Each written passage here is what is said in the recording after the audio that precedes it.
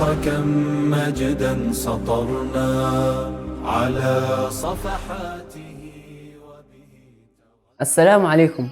حديثنا اليوم عن رمز الثورة الإريترية، وأول من رفع السلاح في وجه الاحتلال، بل كان ينادي باتخاذ أسلوب الكفاح المسلح للزود على الأرض والعرض. إنه الشهيد القائد حامد إدريس عواتي، البطل المناضل والقائد المغوار والمقاتل الشرس الذي عاش كل حياته في الكفاح عن إريتريا، حتى أطلق عليه الإريتريون لقب رمز الثورة الإريترية. ولد الشهيد القائد حامد إدريس عواتي في العام 1910 في قرية جيريست بمنطقة الجاش، وفي العام 1935 شمله التجنيد الإجباري من قبل الإيطاليين، وأصبح جنديا إيطاليا من غير رضا منه، لكنها كانت فرصة له لتعلم اللغة الإيطالية، والتي سهلت له فرصة الترقي إلى أن وصل إلى رتبة عريف أول.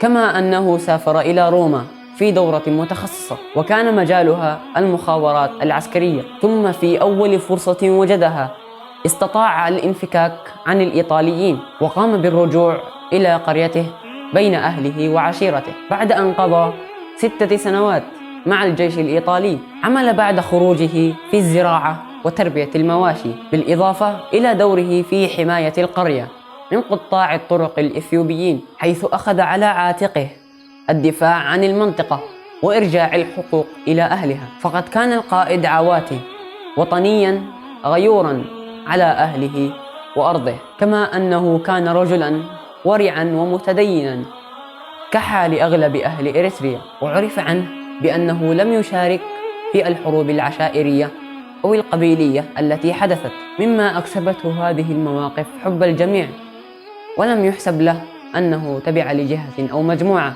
وبسبب هذه المواقف اتصلت به قيادة حركة تحرير إريتريا، حيث دعته للعمل معها بسبب خبراته وبالأخص العسكرية، فوافق على الفور لأنه اقتنع بالفكرة والأهداف التي تنادي باستقلالية إريتريا، حتى أن الزعيم إبراهيم سلطان أهداه مسدسا تقديرا لمواقفه. كما أن القيادة السياسية اقتنعت بفكرة الشهيد القائد حامد عواتي، حيث نادى بضرورة الكفاح المسلح بديلا للمقاومة السلمية، ووافقت على فكرته بعد كل الجهود السلمية لانتزاع حقوق الشعب الإريتري. فكان اختيار الشهيد عواتي حتى يقود هذه الفترة، مما دعا للقوات الأثيوبية بمحاولة اعتقاله والانقضاض عليه، لكن لم تستطع ذلك بسبب يقظته وحذره ولمعرفته بتحركات العدو. وفعلا خرج القائد عواتي إلى الجبال رغم محاولات تهديده وإغرائه بالسلطة والمال، لكنه رفض بكل حزم وتجرد لثباته على مبادئه ووطنيته. ومن أقوى المعارك التي قادها الشهيد عواتي كانت معركة هناق هنجر في منطقة ساوة في العام 1961، حيث سطر مع الثوار أروع البطولات ورسم أجمل اللوحات، وقد ألحقوا بالعدو خسائر فادحة وغنموا الكثير من الأسلحة والعتاد، حتى أن القائد عواتي أصيب بجروح خفيفة في ذراعه. تحرك بعدها الشهيد عواتي ومعه رفقاؤه إلى قرية كانت قريبة من جبال أكتن بالجاش.